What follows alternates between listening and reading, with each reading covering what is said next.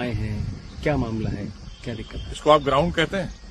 ये तो Uttar Pradesh cricket company limited से पूछिए कि बीसीसीआई ने जो उनको 2011 में 21 करोड़ रुपया दिया था उत्तर प्रदेश के युवा प्रतिभावान क्रिकेट खिलाड़ियों के लिए एकेडमी और ग्राउंड बनाने के लिए, उस पैसे का कहां पर भ्रष्टाचार की भेंट चढ़ाया, कहां पर बंदरबाट हुई।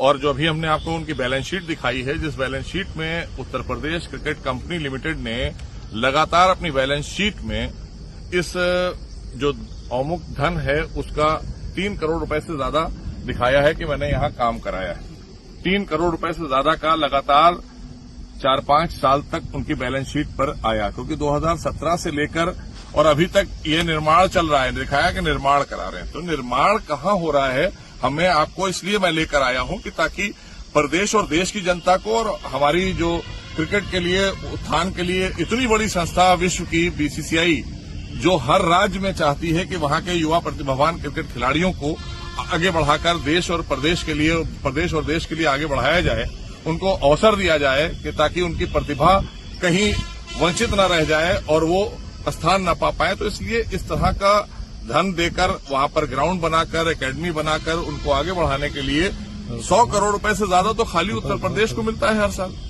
और ये अलग है, ये पैसा अलग दिया गया है। तो ये सारा बंदरबाट हो रहा है और चंद जनपद में Uttar Pradesh cricket company limited ने चंद जनपद में क्रिकेट को सीमित कर दिया है। हमारे उत्तर प्रदेश में 75 जनपद हैं, 25 करोड़ की आबादी का सबसे बड़ा राज्य है हमारा, आबादी की अगर बात की जाए।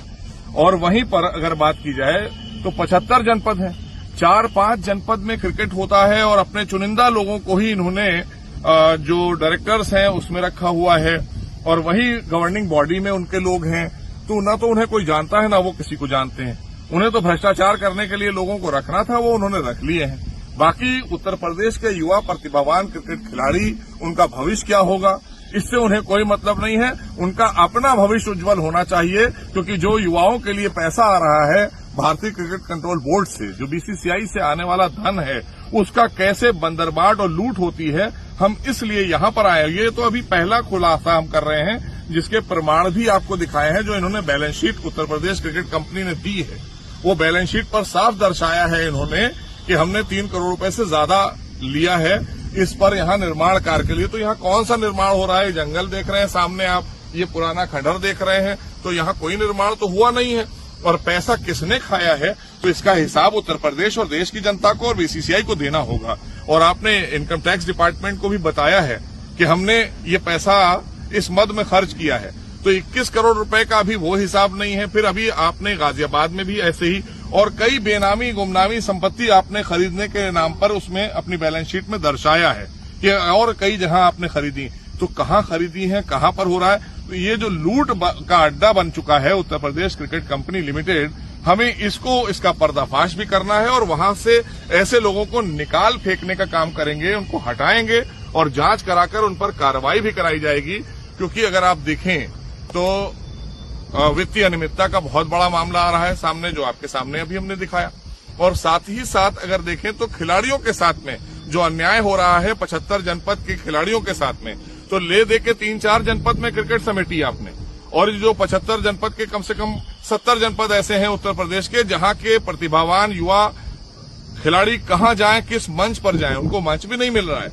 तो ये कहीं न कहीं पूरी एक साजिश के तहत 2005 के बाद से इसको कंपनी लिमिटेड में लाया गया, और जो संस्था के तहत उत्तर प्रदेश क्रिकेट एसोसिएशन चल रही थी वो आज वैसे ही पड़ी हुई है।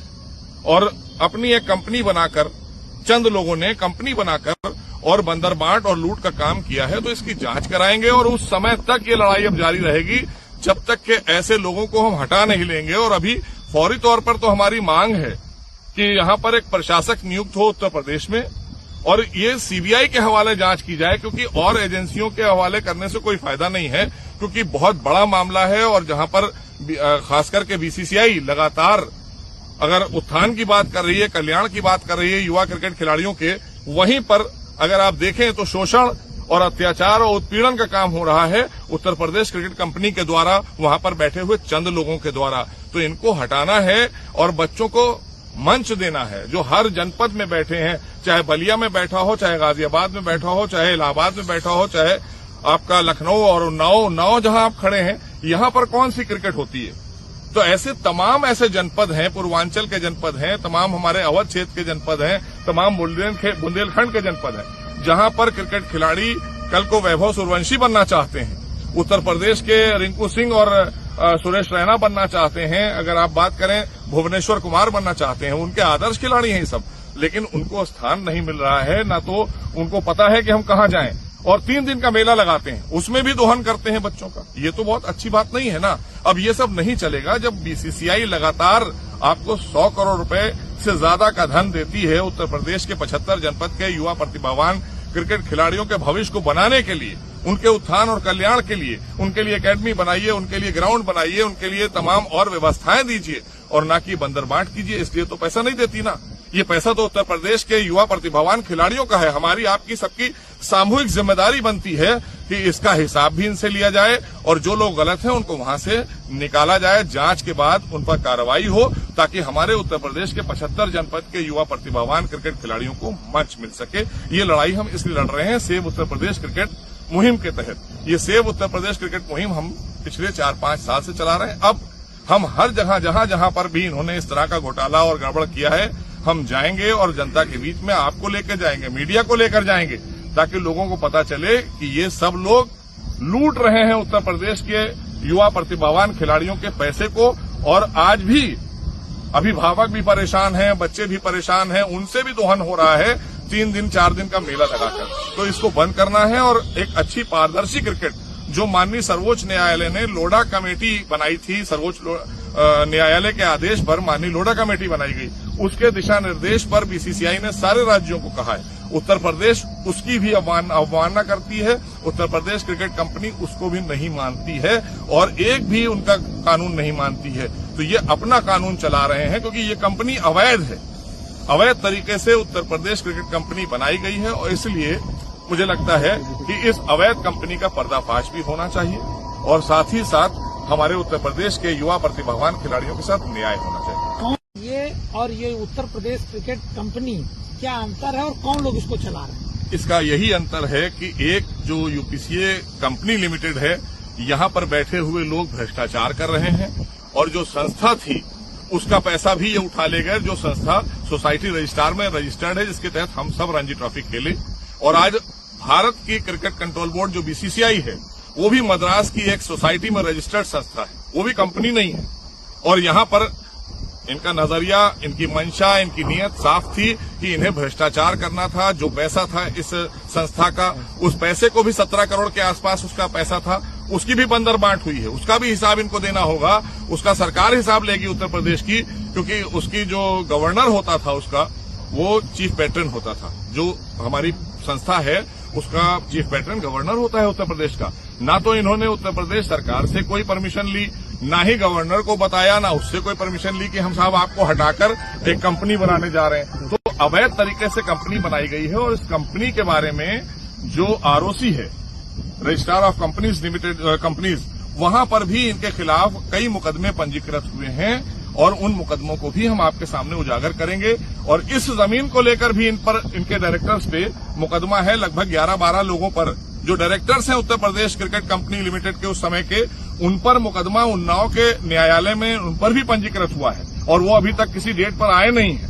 तो इन सबको जेल जाना होगा, इन सबको इसको फेस करना होगा, क्योंकि आपने उत्तर प्रदेश के युवा प्रतिभावान क्रिकेट खिलाड़ियों के भविष्य के साथ खेला है, और 20 साल से जिनके साथ खिलवाड़ हुआ है उनको भी न्याय देंगे, और आने वाला कल जो बच्चों का है उनके भविष्य को उज्जवल बनाने के लिए ये लड़ाई हम लड़ेंगे, सड़क से लेकर न्यायालय तक। और इस संस्था को हम उखाड़ फेंकेंगे, क्योंकि यहाँ पर भ्रष्टाचारी लोग आ गए हैं और उन्होंने खूब लूट करी है।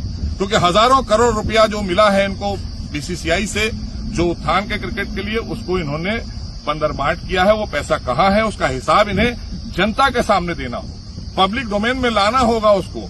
हमने आपके सामने कुछ पेपर आज रखे, लेकिन और भी जो चीजें हमारे पास हैं, जो साक्ष्य हैं, वो हम सब डे बाय डे आपके सामने लाएंगे, प्रदेश की जनता के सामने, प्रदेश के युवा क्रिकेट खिलाड़ी के सामने, क्रिकेट प्रेमियों के सामने, कि उत्तर प्रदेश क्रिकेट कंपनी का पर्दाफाश करना है, ये भ्रष्टाचार इनका बंद करना है।